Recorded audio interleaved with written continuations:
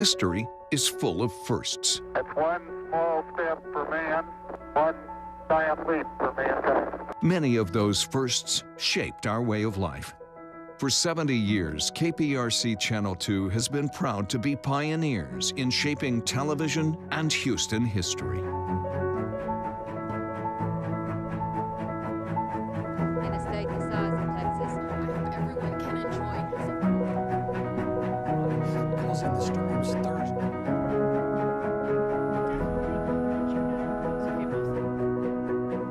Minutes before 9 o'clock, the crew's here telling her. This is the first time in a long they had 11. Send us some of your picks. Isn't it good to work for a place that has a sense of history? And indeed it is. See, taking the president from Spring to College Station, fellas.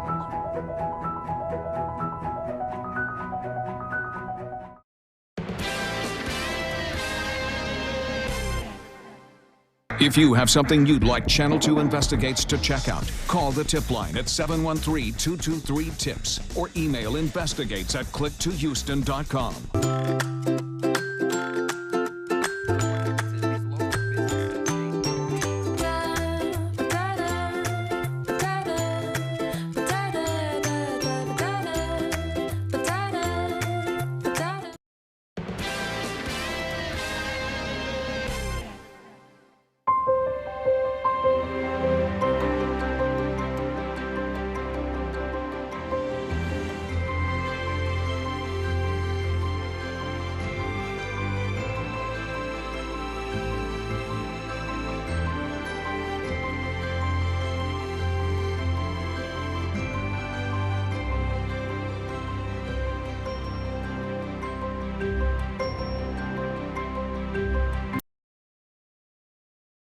Live from KPRC, this is Channel 2 News at 10. Right now at 10, a pregnant woman targeted by thieves. I stopped for a second. He was like, give me the keys. Her stolen car used in a wild chase. How social media helped her track down her vehicle. Rideshare services are convenient, but at what cost? Channel 2 Investigates takes a closer look at the rising reports of attacks on passengers and what you can do to stay safe before you get in the car. But first, we have a winter weather alert and freezing temperatures. We are with Chief Meteorologist Frank Billingsley in the Severe Weather Center. Did you see that moon tonight? What a big smile. Yes, Yeah. and it was low. Yes. It had dropped in the sky. I almost like to say temperatures are dropping with it. Yeah. Yeah, so when it's clear and cool like that, it's easy to see a bright moon, and that's exactly what we had. There's a nice click-to pin of it in case you did not see it. As I've been saying all day, it's about the winds calming down. Triangle Energy Camera, look at this, 3, 5, 5. The CM is calm, still in Galveston 23, but it's really beginning to calm out there. And look at the temperatures. And a good rule of thumb for this kind of a situation is you can take about 10 degrees off the current numbers, and that's what you'll wake up to. That is to say, 35 in downtown Houston, 33 in Sugar Land, 27 in Columbus, 28 in Brenham, 28 in Huntsville. Conroe's always cool, 40 in Galveston. Just a good rule of thumb. So these temperatures will drop about a degree per hour. We'll be right around freezing. I'll go over this neighborhood by neighborhood straight ahead. Dominique? Okay, Frank, thank you. Only on 2 tonight, a group of teenagers carjack a pregnant woman in a Target parking lot and then leave officers on a chase. Channel 2's Hannah McKenzie live where all of this started near Willowbrook Mall. Hannah, first of all, was this woman hurt at all? Good evening. No, the good news is that she was not injured. It was here in this parking lot, though, that her routine trip to the store turned terrifying for the young expectant mother. A Target run gone terribly wrong. I shut the trunk, and then I walked to the carts, and I put the cart up, and then one of the gentlemen, they ran to my driver's side, and he was like, give me your keys. Suzette hesitated for a second. I was like, I can make it if I run to the Target door, but I was like, it's a few of them, and I'm pregnant, and, you know, like, I'm not going to risk it. 7 months pregnant, she tossed them the keys, and they sped out of the store parking lot on FM 1960 and Cutton Road. It wasn't long before Harris County Sheriff's deputies were hot on their trail, says Sergeant Lee. At one point in time, they went through a restaurant parking lot exceeding 55, 60 miles an hour. The chase, says Sergeant Klosterman, lasted for about 15 miles. They drove down this dead-end road here, and drove up into someone's yard. Their vehicle got stuck. They attempted to back up. They struck a patrol vehicle, at which point they gave up, and we took them all into custody. Those 4 suspects, all between 13 and 16 years old, now facing a slew of felony charges. And it wasn't until Suzette got home and posted on Facebook what had happened to her that she found out through comments where her car ended up. Tonight, she's just thankful she and her baby are doing well. Reporting live from the Willowbrook area, Hannah McKenzie, KPRC Channel 2 News. New developments tonight in today's deadly workplace shooting at the Molson Coors Brewery in Milwaukee. Police say the gunman, identified as 51-year-old Milwaukee man, killed 5 people before taking his own life. NBC News is reporting the gunman was recently fired from the nation's largest brewery. Several top officials from the company were in Houston at the time of the shooting, attending a conference at the GRB. Obviously heartbroken, just shocked, really. We learned about it kind of as it was happening. Gavin Hattersley, the CEO, Miller Courts, came out on stage and, just released a quick statement. As you can imagine, the conference here in Houston was cut short because of this tragedy. Now to a crime alert. Be on the lookout tonight for this man. Investigators say he's on the run, wanted for upskirting young girls. Tonight and only on 2, we're hearing from a teen who says she was one of his victims. Channel 2 anchor Jacob Rascone is live outside the Houston Premium Outlets in Cypress, where at least one of those incidents happened. Jacob.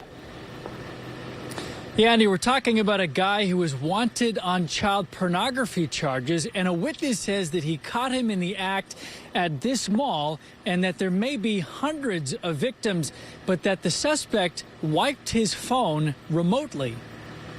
Police are looking for 30-year-old Jacoby Brown after what began as a confrontation between him and a shopper at this Finish Line outlet store. I'm not going to repeat myself. I said I want to see the phone. Caesar says he forced Brown to delete a video that Brown took of his girlfriend Abby from behind.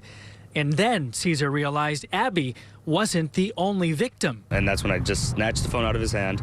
And then he told me multiple times, please give me my phone back. And I said, if you want your phone back, you can try to grab it out of my hands. I dare you. And he never did. Caesar says the phone contained hundreds of inappropriate photos and videos separated into 24 or so folders. Labeled, court documents say, with names like upskirts, under stalls, and changing rooms, with victims as young as 12, investigators say. Girls and adult women nude or partially nude. But less than an hour after investigators got a hold of the phone, a deputy, quote, noticed a blue screen on the phone and the word erasing. The phone was wiped remotely. And Jacoby, or just Kobe Brown, is still on the run. I feel like a lot of people nowadays are a little bit too scared to speak up or say what's going on, or just stand up for themselves. But I'm not that way. I was raised a little bit differently. If there's something wrong, I'm going to step up. I'm going to stand up. So Caesar also told me that Brown showed him a reusable shopping bag with a hidden camera inside that was attached to his phone that allowed him to take some of those videos and photos, but that Brown took off with that bag and hidden camera. Of course, if you have seen Jacoby Brown, please contact police immediately. Reporting live in Cypress, I'm Jacob Rascone, KPRC, Channel 2 News. Jacob, thank you. We're following breaking news right now out of Southwest Houston. A family comes home to find a burglar in their apartment locked in a bathroom. This happened at a complex along Beechnut and Wilcrest. Houston police say the family came home and found their door kicked in. They called police, who arrived with a canine unit, eventually getting the man out in handcuffs. Now to the global coronavirus crisis, and new tonight, the CDC confirms the first known person-to-person transmission of the virus here in the U.S. The patient is receiving treatment in Northern California. Tonight, President Trump is reassuring the country that person is safe and in great shape. Channel 2 anchor Jonathan Martinez live in the newsroom now with the newest information for us. Jonathan? Yeah, Dominique and Andy, as the deadly virus continues to spread, the president is asking Congress for emergency funding to help fight against it. Among other things, the hopes are to speed up the process of developing a vaccine. Still, some critics believe the amount he's asking for isn't enough, and the response hasn't been quick enough. Flanked by members of the coronavirus task force, in a show of strength, the president announcing that task force will be led by Vice President Mike Pence. We're ready to adapt and we're ready to do whatever we have to as the disease spreads, if it spreads. It comes amid criticism that the administration has been slow to respond as the virus continues to fan out across Asia, Europe, and the Middle East. So far, more than 80,000 cases reported around the world. The U.S. has had just 15 cases, plus 45 Americans brought back home after contracting the disease overseas. The president's early and decisive actions, including travel restrictions, have succeeded in buying us incredibly valuable time. However, we do expect more cases, and this is a good time to prepare. Experts say the coronavirus is highly contagious, and although the symptoms are similar to the flu, it appears to be much more deadly. Roughly 2% of patients dying at the epicenter in China. The National Institutes of Health says it'll be a year to 18 months before a vaccine is ready. The answer to containing is public health measures. The Trump administration is asking Congress for $2.5 billion in emergency funding to help prepare and speed up the development of a vaccine, though Capitol Hill critics say it's not nearly enough. Too late, anemic. Hopefully we can make up for the loss of time. Shouldn't be saying, this is terrible, President Trump isn't asking for enough money. How stupid a thing to say. Now, the president went on to say if Congress wants to give him more money in the fight against that disease, he will certainly take it. Also noting he believes the stock market will recover after plunging the past few days over fears of the virus spreading. Now, all day we've been checking with area school districts on their plans to combat the coronavirus. Tonight, HISD tells us the district is in contact with the CDC, the Texas Department of Health and Human Services, and the Houston Health Department, and will continue to monitor the situation to ensure plans are in place and that protocols are followed. You can see how other districts are responding by heading to our website. We've posted their statements on click2houston.com. We're live in the newsroom tonight. I'm Jonathan Martinez, KPRC, Channel 2 News. Jonathan, tonight the Houston Police Department is making changes to the way that it serves narcotics warrants. That's because of the January 2019 botched Harding Street raid that left 2 homeowners dead and 5 officers injured. Included in the policy now in place, a narcotics lieutenant must be present during the serving of a warrant. No-knock warrants will require approval of the chief or designated person, and narcotics investigators must be equipped with body cameras. Rideshare services are convenient, but at what cost? Little does she know that Uber has assigned her a driver with a criminal history in her most vulnerable state. And that's the really scary thing. Coming up, a closer look at the rising reports of attacks on passengers and what you can do to stay safe before you get in the car. And why not being in his dining room may have saved one Houston man's life. Next on Channel 2 News at 10. 49. New at 10 o'clock, a car slams into a house in Atascocita, crashing right into the dining room. It happened this evening at a home along Falcon Forest Drive near Will Clayton Parkway. The homeowner tonight is awfully thankful that he wasn't in that room at the time. If there had been anybody in that living room or dining room, there wouldn't have been any hope for them. Because it's not only structural damage to the house to the side, but my kitchen, which sits right behind it. Paramedics rushed the driver and passengers to the hospital. We do not know their conditions right now, and we don't know what caused the crash either. Rideshare services like Uber and Lyft are growing in popularity, but so are horror stories. Thousands of reports of drivers assaulting passengers. So how do you know that the car you're about to get into is safe? Channel 2's Christine Noel shows you what you can do before you ever open that door. She is in a vulnerable stage. She doesn't have her best wits about her. He takes her to an abandoned parking lot, and worst nightmare, he violently assaults her. The nightmare attorney Michelle Tugel is describing is what she says her client experienced after a night out with friends, drinking and watching a Rockets game. The accused attacker, her Uber driver. She was even with a friend, and the friend gets out of the vehicle to get some food, not uncommon, and the Uber driver drives off with her. Tugel's client is suing both the driver and Uber, claiming Uber failed to conduct an adequate background check on the driver. Little does she know that Uber has assigned her a driver with a criminal history in her most vulnerable state. And that's the really scary thing. Tugel says Uber has different tiers for background checks. What you're seeing in a lot of the cities that have the upper end of Uber Black is that you're getting a professional driver with more background checks because they have a limo license. And so you are getting a safer driver. Basically, they are making safety a luxury, and safety should not be a luxury. Both Uber and Lyft have been sued by passengers who claim they've been assaulted by drivers. And last December, Uber released its own safety report, which found more than 3,000 passengers had reported sexual assaults in 2018. We spoke with a safety expert to learn some quick tips that riders can use before the car even arrives, during the ride, and once the ride's over. You should do everything you can to prepare to protect yourself before you even enter the vehicle. Greg Dupree is a 20-year law enforcement veteran who offers training for rideshare users and drivers. He says riders should always assume there's a camera in the car and they're being recorded. If you share too much information, the driver can actually use it against you in other means, track you down on social media. You also don't have to use your exact address. He can drop you off a house or two, or even half a block away from your home. Before you get into the car, make sure you have a way to get out. Check the window to see if it can roll down.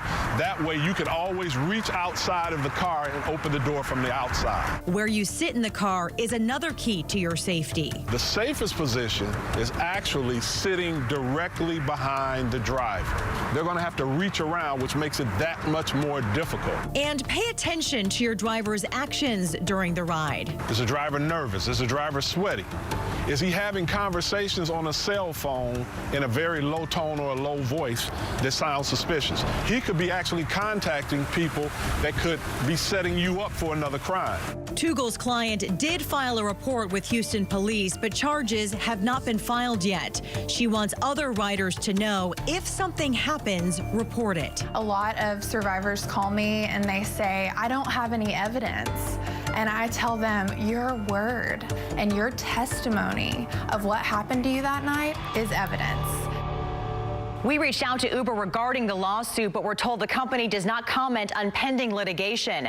Both Uber and Lyft have added a panic button feature, which allows passengers to dial 911 during their ride if they feel they are in danger. For details on how to enable the feature on both apps, look for this story on the homepage of clicktohouston.com. I'm Christine Noel, KPRC Channel 2 News. And now here's investigator Mario Diaz with a story you'll see all new tomorrow night at 10. We are having difficulty getting answers. Answers not coming easy for the Harris County Attorney's Office as they investigate the secret stash of African art hidden in a county maintenance shed on the taxpayer's dime. There is no paperwork. No proof who owns it or how it got there. The county commissioner at the center of it all is not talking. Sir, I know you're walking away. We just want to try to get some answers, sir. Now, Channel 2 Investigates reveals how much the county has already spent and who else is coming forward saying they are owed money from the people involved. Tomorrow night at 10. Remember, if you have a story for Channel 2 Investigates, contact the tip line at 713-223-TIPS, or you can email investigates@kprc.com. Frank is joining us now. A lot of folks making good use of the fireplace tonight. Oh, isn't it? That's a nice side of all of this. And tomorrow morning, a little hot cup of coffee and snuggle up and be a little late to work, maybe. Silver lining guys, right here. That's right. That's it. Beautiful sunsets. Of course, the sky was so clear today. It was just gorgeous. That right down in Galveston, cue the sunset. Never too late for a shot like this. Love it. And Victor always has that. Look at the moon up at the top of that. Right. I know. He works out at the airport. This again in Galveston. Galveston's just a popular sunset place. What can I say? Always. I know. And then there's League City. And there's another shot of the moon. Yeah. They're smiling at us, just like we mentioned at the top of the show. Good stuff, Frank. Yeah, that just came in. That's beautiful. All right, I just want to mention the pollen count because all this wind has been blowing all that pollen all around. It's extremely heavy, especially for those oak tree issues. And so tomorrow with this calm wind, it's all going to settle back down. So if you have issues with that, get get ready for it. In the meantime, it's quiet out there. 43, north wind at 5. As I mentioned, take about 10 degrees off whatever your thermometer says. That's likely to be what you wake up to tomorrow morning. In Galveston, you can see the palm trees are still, they've got a strong wind there. Look at that right there at Seawall Boulevard, 23-mile-an-hour winds. Still, I'm looking for them to reach 40 before it's all said and done. So here are the temperatures currently from 36, 38, but that can easily be 26, 28, 29, 29, 30, 31 in Tomball, 35 at Bush, 36, 37 at Hobby. The dew point temperature is nice and low, just indicating how very dry that air is, and the winds continue to calm down in single digits, and that's going to continue. I wanted to show you there's still some wind gusts here on the east side. These single digits continue all night long, and then as we get down towards 6:30, look at all the calm that ensues. So it really looks like it's going to quiet down. So here's what I'm going with for the morning wake-up numbers. The freeze line from Liberty just to the north of Bush, but that's Kingwood. We'll be probably at freezing. Tomball, Conroe, Huntsville, Katy, Sugar Land. I know if you're in Fulshire, you're saying, well, am I closer to Sugar Land or am I closer to Katy? If there's any doubt, just count on a light freeze across the areas. If you're out west, it's going to be in the upper 20s. And then tomorrow afternoon, I think we'll reach 60, 62 with a lot of sunshine. That high is going to move into the Gulf, and that's the upside of this. It's on the move. So we get this south wind Friday, Saturday, Sunday, even into Monday and Tuesday. We really warm up nicely. Not much chance of rain until we get to next week. And look at that warm up from 60 to 70 to 74 to 78 by Tuesday. That lower 68 indicates a front that's going to move through next week. 32 to 37. It's going to be a cold morning. Get ready with those kids because it's going to be a little extra time to get everybody bundled up. 58, 60 in the afternoon. Pretty perfect for tomorrow's haircast. That should not be too much of an issue. So the next 7 and 10 days look like this. 60, 70, 72 for the parade. Sabercats are playing. Dynamo's playing. There's the front. 30% chance of a shower. Then the next Saturday, we spring forward and lose an hour of sleep. All right. Sports is next. Stay with us. All right, welcome to the Xfinity Sports Desk tonight. Rockets wrapped up their short homestand in style. Grizzlies shorthanded, and the Rockets run them out of Toyota Center tonight. Rockets led all night. They never trailed. This was a rout in the first half. Three-headed monster led by Russell Westbrook had 23 of his 33 in the first half. Thanks to moves like that. James Harden just as potent from distance. The Beard 7 of 12 from three-point land. Wound up knocking down 30 points tonight. Second half, Austin Rivers took over. He couldn't miss either. Rivers with 23. Rockets put up 140 tonight in an easy win. On to Boston coming up on Saturday night. It wasn't intentional, but another Astros player was hit today. You see it right here in the 5th inning. Alex Bregman took a bad curveball from a Cardinals minor leaguer. Bregman shook it off, quietly went down to first base. No big deal. As for the game now, Jose Urquidy on the mound for the Astros. He would run into a little bit of trouble early. Top of the second, one man on. Lane Thomas has left the building. Home run to left field. Astros down 2-zip. Bottom of the third after a 2-run homer from Miles Straw. How about Alex Bregman at the plate doing some damage? That one's out of here to tie it at 3. Now the man of the hour, Miles Straw. In the bottom of the 5th, Straw at it again. He's the fastest guy in the big leagues, all the way around inside the park, home run. But the Astros fall in this one 7-5. 3 games into the XFL season, and the Houston Roughnecks are rolling. They're the talk of the league right now. Best offense, and the only unbeaten right now as they get set to clash with Dallas on Sunday. With the XFL rules, Coach June Jones can talk to P.J. Walker all the way to the snap, something they say has been working. With my deal being able to talk to him during the plays, I think that's all beneficial. And, you know, it's still up to them to execute once the ball snapped. Just to hear his voice and his knowledge for the run and shoot offense while I'm out there, you know, just giving me the opportunity to see what he sees as well has been awesome. Yeah, it's been fun to watch. Hey, last up on the reel from our friends at Vibe High School Sports. If you missed it, UIL State Wrestling Championships held here over the weekend. Check out Side Creek's Amanda McAlevey, one of the winners right here, won her second straight 6A championship. And you celebrate right there, walks over to her coach, couple of handshakes. Here's the coach, and she throws the coach right on the mat right there. That is how she was taught. She said, "You taught me well." And coach, you're going down right there. One more look. Down goes the coach. She's a state champion. There's why. How about that?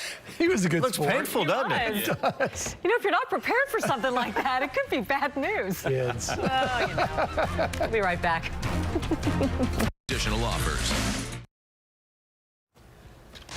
just before Fallon, we now have a new mini-moon orbiting the Earth, but don't worry, it's only temporary. The tiny asteroid was spotted by scientists at the University of Arizona on February 15th. The new moon, called 2020 CD3, is about 6 to 11 feet across. Experts believe it entered the Earth's orbit 3 years ago and will eventually fall back out of orbit. One of the scientists who made the discovery says out of roughly 1 million known space rocks, it is only the second one known to orbit the Earth. You know, just popping in for a little while to say hi.